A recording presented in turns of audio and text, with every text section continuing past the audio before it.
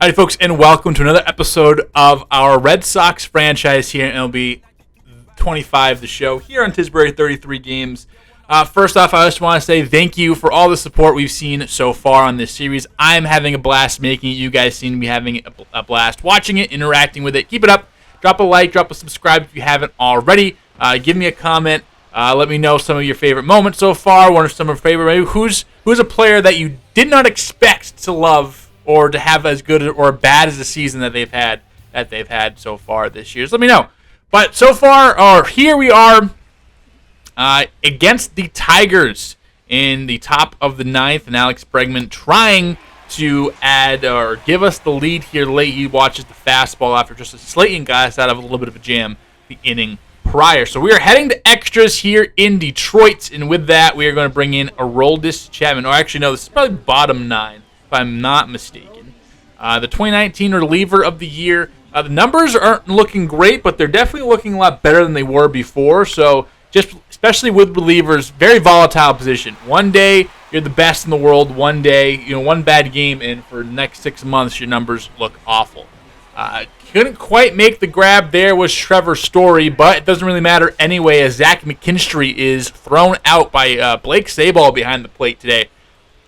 So that little blunder in the field does not come back to bite us. Chapman, a slider that zips all the way across the plate, is able to get the batter there. And then Kerry Carpenter, 0-2 count, does not hit lefties well, and well ahead of the slider again, gearing up for 102, 103, 105 at points. And now we are going into extra innings. 8 hits for us, 13 hits for the Tigers. Tristan Casas trying to deliver a big blow. He does get it by the diving third baseman. Bregman all the way around to score. Almost was a Tiger, and he said in recent interviews in real life he was expecting to be a Tiger, but no siree, you are going to be scoring a potential game-winning run against the Tigers here as a member of the Boston Red Sox, my good friend, and Casas comes through and delivers.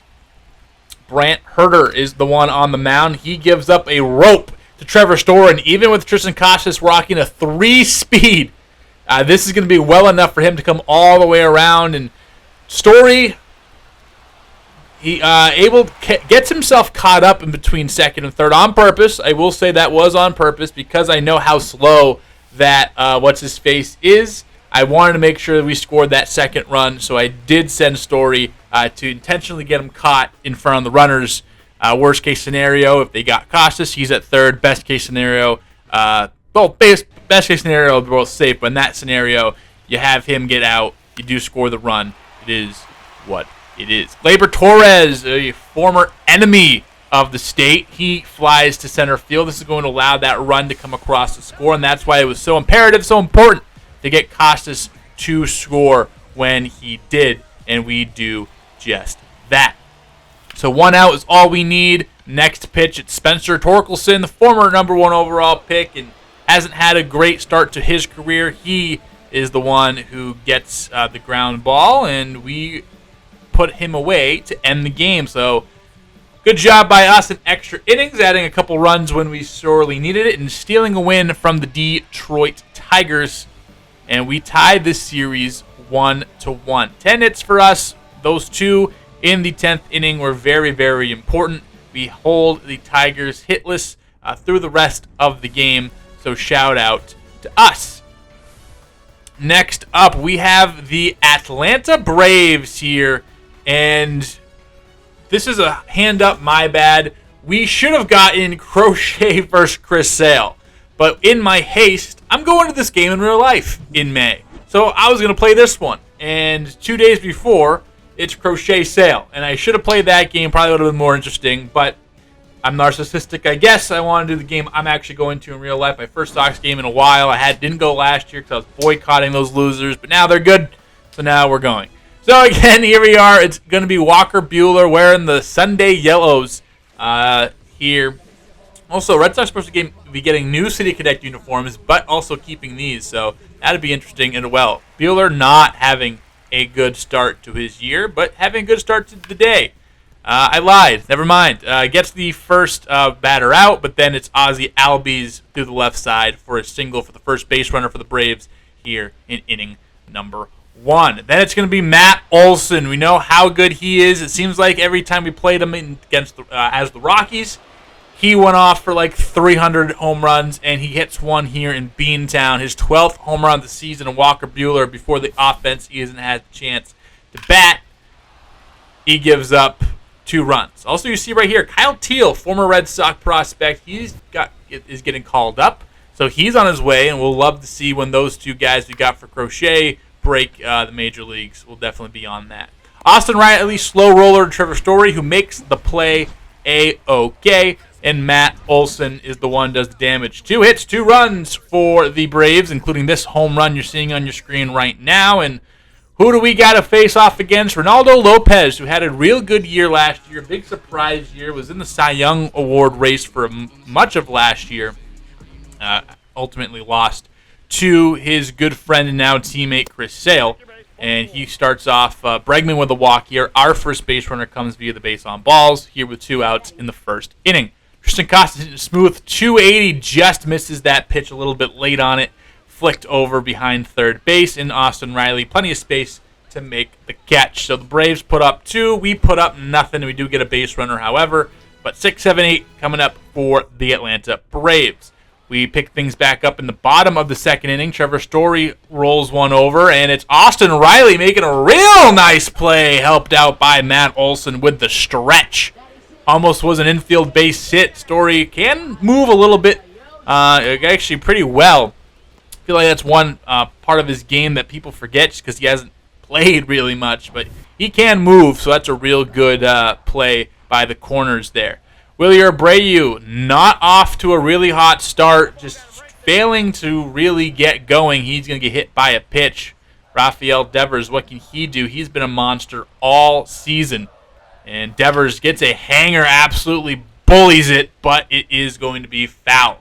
So you can't leave a pitch like that there for Devers. Is 102 off of the bat. Next pitch, made another mistake. You can't make it twice. Scoops deep into right field, and that is going to be a 436-foot shot. Devers, his 12th home run of the season, just like Olson. And that one is long gone. And again, you can't make that mistake twice. We saw one hanging slider that he bashed. This one misses the spot again, misses the spot a lot. And this one is going to be a souvenir for young Timmy or Cindy out there in the bleachers this Sunday afternoon. Bregman trying to keep the inning going. First pitch he jumps on. He smokes at the left field, but right at Kelenic out there in left field. So that will do it. But Devers does tie the game. Hit by pitch of Abreu starts it off. And our first hit of the game is a big blast from Rafael Devers himself. Here's kind of just a check in on the pitchers. Pretty similar pitching lines so far, as they both gone through 4 innings. And Kelenic, first batter here in the 5th, is going to swing and miss at a nasty 12-6 curveball from Walker Buehler. He's filthy. You're filthy. We're all filthy. Look at that. Just fall off the table.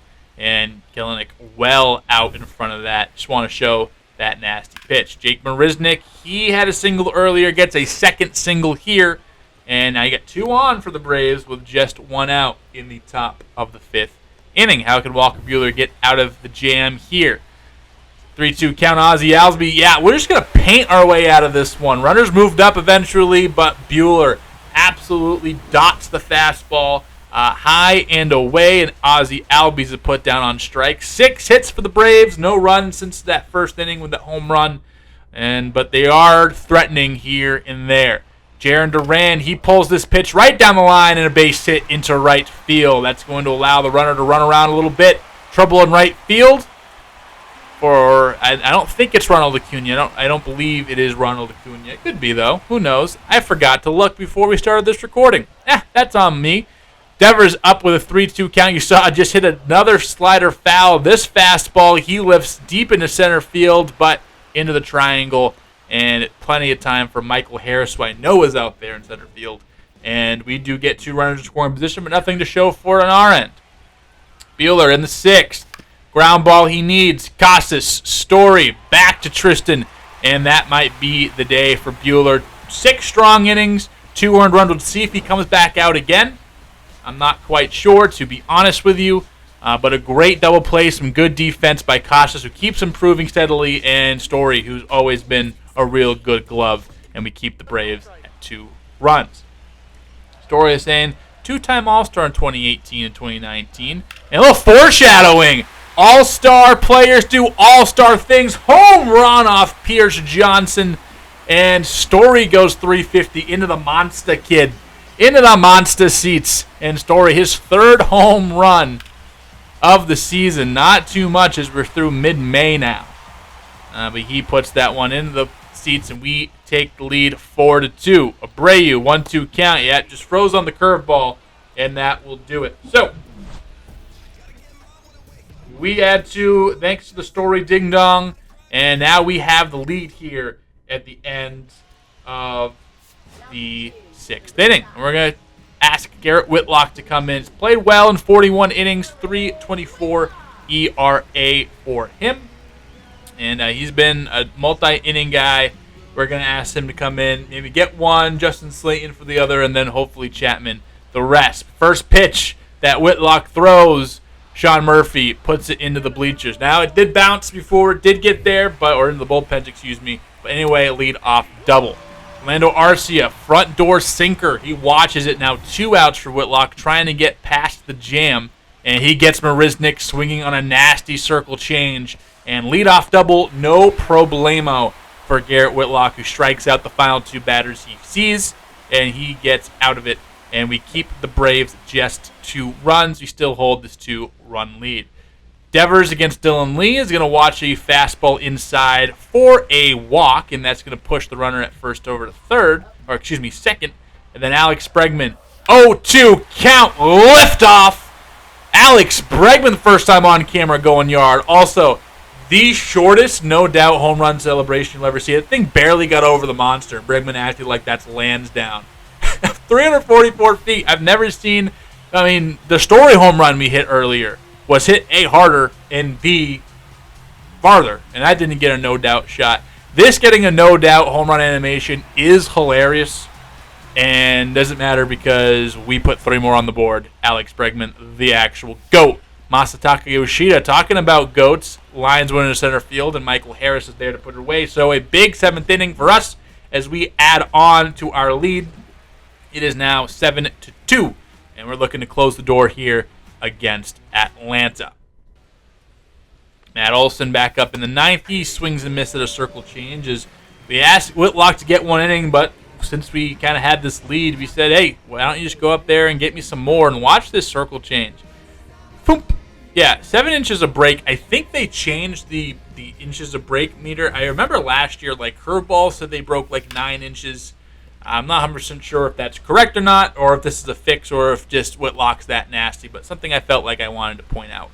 His hometown Braves do jump on him here as Austin Riley goes down the line during the shift, so that is a big cavernous right field to leave up in the first triple of the year for him. And then Sean Murphy already gone to Whitlock once. Devers able to stab it in the air, prevent the run from scoring, at least for right now. And Kelenic, first time facing Whitlock, goes right back up the middle, and that will be a rut. However, nothing really to spook us yet. Still 7-3. We still own a 4-run lead, but we will get the bullpen going just in case we need it.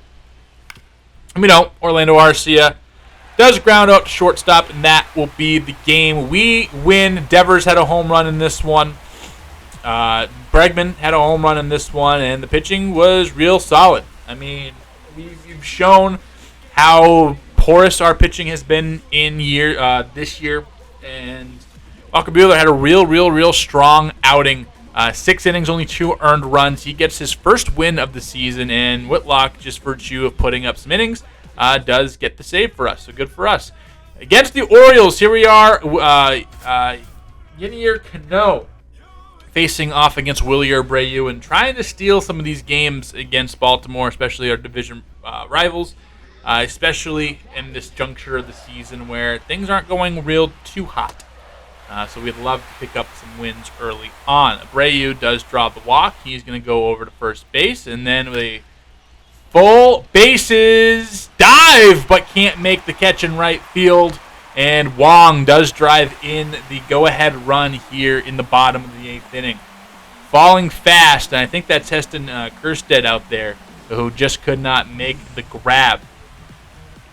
And a slider, Wong puts in the right field, hit it exactly the way he needed to hit it, and no dice for Kjerstad out there in center field, or right field, excuse me. Rafaela, he's going to go down on the sinker, and we are in danger of stranding some more runners. Romy Gonzalez in now for us. 0 for 3 on the day, and he chops it to third base. The dive at third, he can't glove it, and throw it to first is not in time. We were thinking about pinch hitting for Romy, but that is what we are going to. We kept him in there, and good thing we did.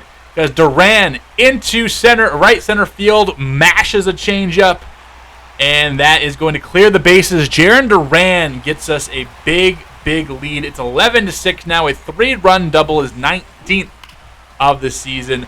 Absolutely huge. And then with 2 outs in the 9th inning, it is Brennan Bernardino getting a Gunnar Henderson pop-up, and that will do it. Breyu's there to put it away. And the Red Sox win. So a monster inning in the 8th that provides, 5 runs? We had 6 going in, 5 runs or something like that. And we pick up a win against the dastardly Baltimore Orioles. Again, one of those top teams in the division, and we lead this series 2-0. So a big game for us to go up and get. Later on in the month, we are playing against the Milwaukee Brewers. Yep, in American Family Field, not Miller Park, but also wanted to give a shout out to the late great Bob Uecker. Again, Bob Uecker passed away right before the season started. One of the best in baseball, and just want to give him, as a broadcaster, myself, his flowers. Back in the game, though, we're making a little bit of a comeback. 7-3 in our last 10 games. You see, we are climbing up when now we are staring in the face of Toronto for that 4th spot in the AL East. Again, a season that hasn't gone the way I wanted it to go, but this is the way it's going, and this is what we got. Freddie Peralta, one of the better strikeout artists in the game. 61 innings pitched this year, 62 strikeouts in his ledger. And 2-2 count, ripped in over to first base, and Bregman is going to be the final out first. So a clean first inning. Turang, Frelick, Contreras are going to start off against Tanner Houck today. Houck, we haven't seen much of him. He's been all right, 3.90 ERA, definitely not a strikeout artist, 45 through 60 innings pitched so far this year, but 2-2 record has been all right, especially with how everyone else in the rotation is doing. We'll take what he's doing, faux show. Strikeout of Turang to lead off the game. Frelick up the middle past Story, and Rafaela plays it in center field. A lead, not a leadoff base hit, but the first base hit in his first at bat for Sal Frelick, former Boston College Eagle. All right, William Contreras, the better Contreras brother. You could have fooled me though with how his brother beat us on the home opener. A nasty sweeper gets him swinging over the top of this, and then Christian Yelich, next batter up. Going to take this splitter into right center field. Duran on his horse, he's there to make the catch. Duran having that speed in left field is very nice indeed, and he will put it away for the final out of the inning. And now he is leading off the top of the 4th. Both pitchers having an incredible day here, and they dive at second base, knocks the ball down, but it's Duran still at first base nonetheless with the first base hit of the game for us. Devers is going to go down swinging, but Duran will swipe second base to kind of make up for it. Now we have a runner in scoring position here in the 4th for the first time today. Alex Berman, can you drive him in? Good sir. 1-2 count. That ball gets well away in a lot of space behind home plate here in the backstop area, and Duran could have moonwalked over to third base. So can Bregman, we just need a fly ball or ground ball to the right side. And, he was fooled hardcore with that curveball, especially the way Peralta's been dealing, really getting a lot of us with fastballs here and there. And just like this, that curveball is the last thing on my mind playing, and he got me bad. He got me bad. Not even going to flex on that. And he strikes out Costas, and nothing happens, and we don't do anything, and whatever. So, again, we talked about both starting pitchers doing great. This is how great they're doing. 1 combined hit, 14 combined strikeouts through 4 innings each. It's been great to watch. Now we pick it up in the bottom of the 6th. Still nothing going, and Oliver Dunn does drop down the bunt, and now some action for the Brewers. And they are going to capitalize. Bryce Terang, left center field. This is going to split both the speedy Rafaela and the speedy Duran. And a 1-out base hit for Bryce Terang that produces a run. And an RBI double for Terang. Puts the Brewers up 1-0 and finally breaks the scoreless tie that we've been working on for the first 6 innings of the ballgame. Beautiful swing, on a beautiful pitch. William Contreras, he goes up the middle. Story a dive. He's late. Rafaela comes up firing. Terang too fast, and it is 2-0. And I made fun of William Contreras, and he hurts me. I think I made fun of Wilson Contreras, and he hurt me. The Contreras brothers want me dead. It is what it is. I'm sorry if you don't see a post from this channel for a while. It means I'm hiding from the Contreras brothers. They are threatening my family. All jokes, obviously. Joel Payamps is going to come in and replace what's-his-face, Freddie Peralta. And we will see what the Red Sox can do against that. Nothing. Joel Payamps, there was a time for my real deep Red Sox fans. Us in Toronto and Pittsburgh were just DFAing, releasing, and signing and claiming this guy off waivers like 6 times in like a 7-month span. It was nuts. Brennan Bernardino, we're going to ask to do the same thing Payamps did, which is have a very nice 7th inning. And first pitch to Jackson Chourio is sent into center field. Jackson Chourio is going to be a real problem, and watch us try to give Roman Anthony a Jackson Chourio type deal in the upcoming future, potentially next offseason. That would be real good for us. Joey Ortiz, he puts it into center field on the hit and run, and now we have 2 on the corners and 1 out for Brennan Bernardino, and he is in desperate need of a ground ball. We're not going to trust him to get it, but we will ask Justin Slayton to get it for us. He has been probably our best bullpen arm, all things considered, when you take into account to what he's usually coming in during high leverage and just the overall usage. So I think he's really been our best guy. Mark Canha, he's going to swing and miss. We took Brennan Bernardino out because of him.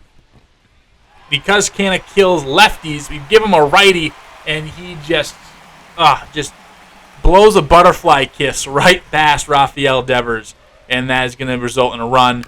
We do, however, get the out we need. Costas flips it back to Slayton, and we are down 3. But we thought we played the numbers matchup right. Just unfortunate what happened, and that's baseball. Again, we should have a that's baseball counter going on throughout the series. I think I've said that 65 times. Aaron Ashby not having a great start to the season. They're going to send us up, and Rob Refsnyder is going to be the man to face off against the lefty. And first pitch, Ashby throws. Refsnyder puts it into center field. Refsnyder's been one of the best lefty mashers in the league, really, especially as a platoon bat, and what a find for the Red Sox a couple of years ago.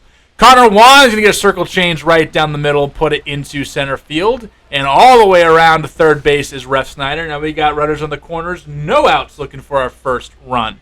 And can the bottom of the lineup produce? We're going to ask Romy Gonzalez to come in and do just that, taking place of Masataka Yoshida against the lefty. First pitch, Gonzalez sees. He goes up the middle and won't exactly be a hit, but it will drive in the run.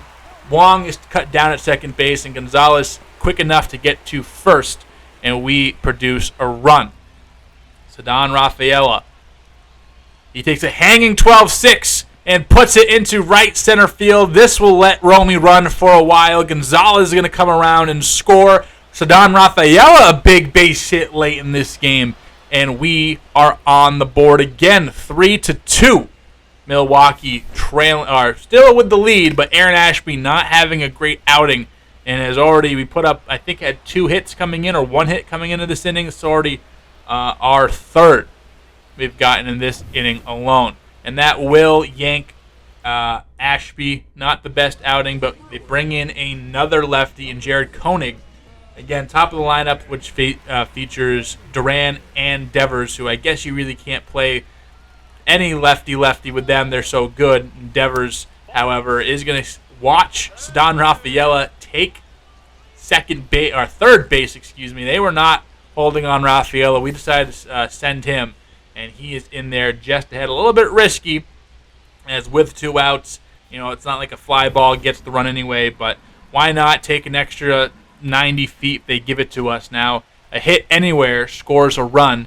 Devers 1-1 today, rolls over the cutter. Actually, it looked like it was good timing on it, just not good contact, and Devers can't bring the run in. But we do get 2. We're not going away anytime soon, and now it's the Brewers' time to respond. Can they? They could not. So they're bringing in Trevor McGill to try to close this out. 13-15 this year, 3.26 ERA. He's been a real fun closer for them after going from Josh Hader to Devin Williams, now Trevor McGill. Alex Bregman gets dotted the hell up on a 101 fastball. So a closer factory here for the Brew crew as they add a new disciple to that. Tristan Casas, however, does beat the diving infielder. I think that's Ortiz playing second base, and Casas able to run all the way to second base with that ball rolling all the way to the wall. Absolutely demolished that pitch. 112 off the bat, and the 7th double for Casas brings up Trevor Story. We will pinch hit Casas for David Hamilton, so we're going to have to do some playing around at first base. I think Blake Saball's our guy on the bench. And first pitch to Story is a hanging knuckle curve. This is high and deep to left center field, and Story goes yard. We take the lead here in the 9th inning. Trevor Story, his 4th home run of the season. I think me personally have hit 3 of those. I think he had one on Sox opening day, and then he had one earlier, and then he had one here. But Trevor Story, one of the most clutch performances in his Red Sox tenure, puts us up late against the Brewers, and we have the lead. Connor Wong rolls over the 4-seamer. The throw over to first base is plenty in time, but Trevor Story does the damage, gives us the lead. We're going to hand the ball off to Aroldis Chapman, and we are going to see if we can keep this game in our sights and put out a win. Let's just win. Let's just win, baby. All right. And we talked about Chapman earlier when we saw him. Numbers looking a lot better now at 3-something ERA. He's really on a roll as of late. And Jackson Churio flies out to left field just to make my case even more pronounced. Garrett Mitchell does get a ball past Bregman at second base. Not great reaction time. Obviously, there's that new reaction mechanic in the game coming out and showing itself here. Joey Ortiz, or Joseph Ortiz, he pops out to left field. Now it's 2 outs here as I believe it is Mark Canha coming up to bat. And again, we talked about how we wanted to get him away from lefties. We're going to keep Chapman in. First pitch is in the dirt. Wong blocks it. Runner goes off to second base, and he is in there safely. So now runner in scoring position for Mark Canha as well. We're going to try to adopt this one on the outside. We leave it over the middle. This is hit hard, deep into left field, and Mark Canha, walk-off home run. And I can't tell you how deflated I felt when this happened live. We lose this one. We had it. Chapman blows it. We're just talking about how good he's been over the last couple of weeks, couple of appearances. He gives a big bomb up to Mark Canha. I'm sad. You're sad. Even that Brewers fan that found this channel in the last couple of weeks, you're sad. I guarantee it, you're sad. Because I'm sad. And that's going to do it. We lose to the Brewers, and let's move on. All right, we're about to break down the end of the month. But before we do that, we've gone this is week 9 of 14 of scouting. Let's kind of show you what I've been cooking up. Here are a couple prospects that I like, some that I found, all that fun stuff. Just quick overview here. Maybe next time we go in deeper. Obviously, we'll go in deeper right before the draft. But after the first about 8 rounds of scouting, here's how I do. For those who don't know, this is how I like to do it. It's very methodical, at least for the pitching. For what I think, there's so many pitchers, you get the most bang for your buck just scouting, putting a lot of scouting into starting pitching. Because then even if, pitching's super valuable, and then you can flip those, I think it's easier to scout pitchers as well. It's easier to go get really high rated prospects, and if you want to, flip them. So, am I going to get a stud shortstop every year? No, but I'm going to get, if you watch the Rocky series, I come away with at least 3+ B potential players, and most of the time it's multiple A potential players every single draft, because I'll do scouting on the pitchers. What I'll do the first 4 weeks, I'll scout and discover prospects from the East, West, Central, International, and then after that, I'll do 2 rounds of position scouting. Right now I'm on Scouting West. And then the last couple of weeks of scouting, I individually pick players that I want to finish up. Then, usually, I'll try to discover infield and position player prospects. It doesn't work the best. If you have any ideas in the comments, let me know down below. And then I always will have a position. And then somewhere as I get along and I have a little bit of understanding of where the draft class is, I'll pick specific players. But here are some players that I found, and I want to show them to you as potential guys for us. First up is Johnny Turner, not ranked, our number 1 guy. This was a find, and at the minimum, he's going to be a really, really good player. And with him being not ranked, hopefully he falls to us. It's probably going to be our first round pick. Right now, high stamina. His home runs prevention is really good. Everything else is all right. But has a fastball that's in the mid-90s, a sinker that's in the low 90s, a slider that can get up to 90, and a curveball. We're going to use a scouting on him. The bonus demand is going to be low. Motivation assign is going to be high because he's not ranked. 23-year-old. So, really, if you think about with the game and how they upped the for all the salaries, the guy, maybe he breaks out 25. If you use him from 25 all the way up, then all right, he's coming. You're not going to be paying him until 31, and by then you probably have your pitching staff and you don't have to pay him. So, not like I'm trying to penny pinch with the Boston Red Sox like I do in real life, but real good prospect here in Johnny Turner, someone to put on our board. Another guy we're looking into a little bit, Broderick Mendoza. Looks like he's going to be a decent third baseman, really high contact, super high speed. Also, really good plate discipline. This could be a real good slap hitter type sort, but at 6'5", 231, you feel like you can build some power in that frame game. 77% scouting. 22 in the draft rank, 17 in us. If you want to get risky, maybe keep Johnny Turner on the back burner. Broderick Mendoza is definitely a qualifier to get that pick. I feel like we have the infield. I mean, it's weird because we have those top prospects in Marcelo Meyer and Christian Campbell. We have Tristan Casas. We have Devers for a very long time. Feels like we don't need to look, but we really don't have any depth there in the minor leagues, in the position player ranks. I really want to get in the infield, especially some good looks at some good guys. And Broderick Mendoza has a really interesting skill set and someone we could throw into the hot corner one day.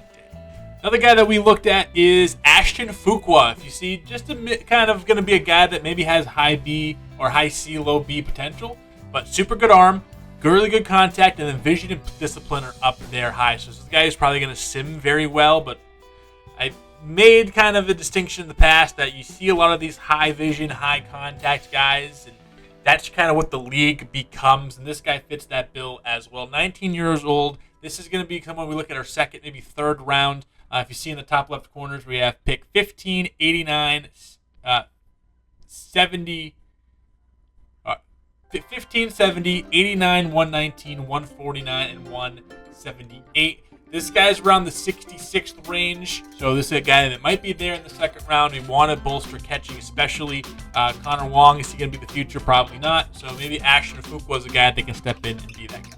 And then back up there, Leland Freidenberg.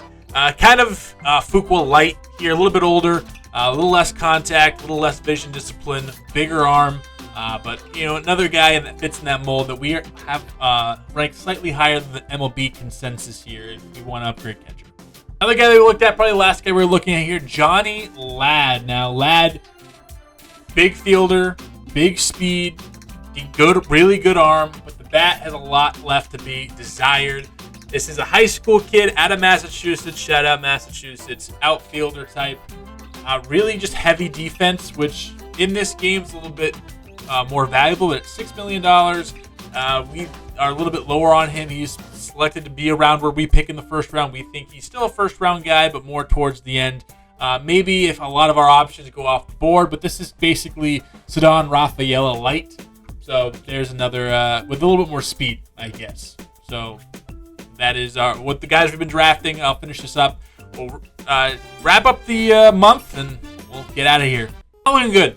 24-36. A real tough start to the month. And we just had these areas where it's like, all right, we took 2 out of 6 against Kansas City and Detroit, who aren't, are okay. We still think you can get swept by Texas here, who are really, really good. We drop the series against Minnesota, who's really good. We win a series against the Braves, who surprisingly aren't that great. We take 3 out of 4 against Baltimore, but then 2 out of 3 against the Brewers. We lose 2 more against Atlanta here. We lose 2 out of 3 against the Mets. Really tough month, real tough opponent.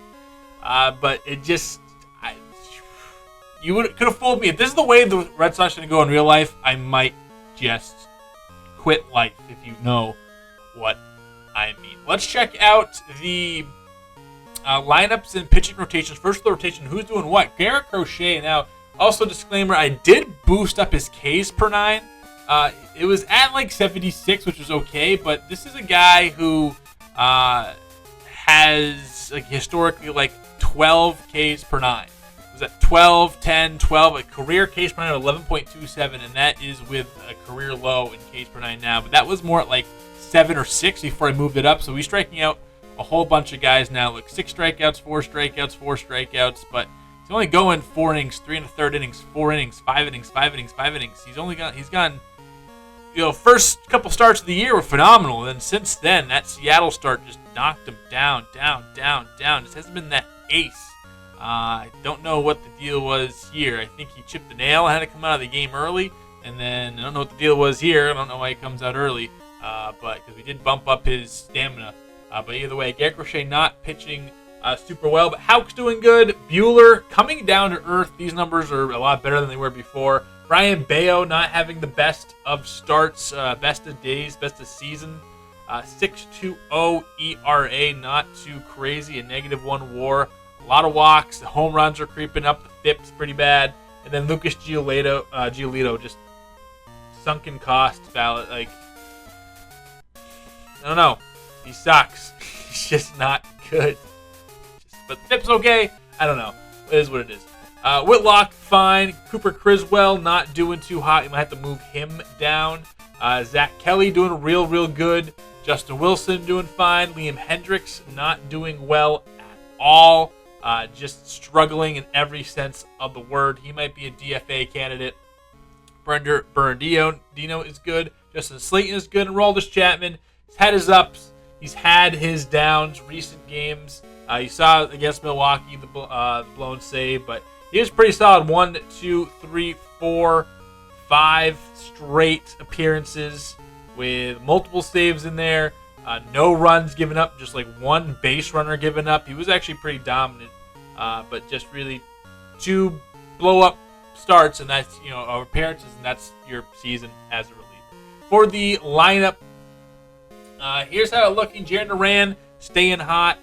He's been good so far in 53 games at 868 OPS and already a 2.4 WAR campaign. Love to see it.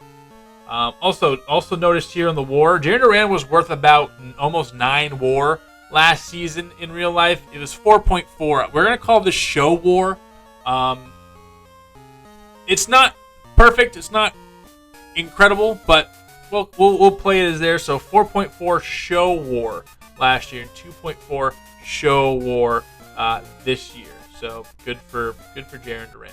Rafael Devers doing Rafael Devers things. 18 home runs, 35 RBI. He's hot. Alex Bregman, you saw those numbers in a couple episodes ago. They're really in a good spot right now. 278 average, 8 home runs, 31 RBI for Breg Dog. Tristan Casas, however, was on the opposite end of the spectrum, and they have flip-flop places. Casas still improving well, now actually going down against righties, but up against lefties. stagnated in walks at like 16 to begin the month, but strikeouts are moving up. Still OPSing 778, which is good. 9 home runs, but a lot of this recent stretch has been very bad for him. Multiple hits against the Braves here. Maybe this is what kicks him up. He's on a 4-game hitting streak, but it was doom and gloom all up in his room not too long ago. Trevor Story, just not a 5-hitter. Willie Abreu starting to turn around a little bit. Recent games, he's hitting 355 and a 958 OPS in his last 10 games, which is good because he was hitting like sub-Mendoza line stuff. Connor Wong doing all right. Yoshida, he's fallen off. And Ceddanne Rafaela, even though the offensive numbers are paltry, still worth a little bit of awards with just how good his fielding is. So we have that to look forward to at least. Gonzalez, Hamilton, Ref Snyder save. A little prospect update. Roman Anthony falling off hardcore here. Maybe move him around in the lineup. Christian Campbell, he is heating up. Maybe he's on the verge of getting the call up. 765 OPS, 10 home runs. Doing well. But 1 WAR. But I don't really know where to throw him in. If you do call him up, Marcelo Meyer probably has been the most consistent player of the big three so far. He hasn't been too high, hasn't been too low. 5 home runs here early on. Anyone else of note here? No. I do want to highlight Miguel Blaze. We're probably going to get, when we do our next scouting video, he's going to be the center piece of that. He was 792 OPS here in Double-A. I am a big believer in Mickey Blaze. So shout out him. Yoelan Cespedes, he's also a guy to be looking out for. He's progressing decent. Really, the numbers are the ones in green and the ones in red above the attributes. The numbers up top, I really could give a shit less. As long as our guys are developing, that is really what was needed. Blaze Jordan, up and down all around for him. Nathan Hickey, he's moving up pretty nice. Justin Garcia, he's moving up pretty nice and bumped up his power a little bit too. Mikey Romero, he's moving up nice, and that is it for that. So, we check out the standings. We're like 4.5 games back. We have the Yankees coming up. Fuck the Yankees. We plan them next time. We'll see you then. Adios, amigos.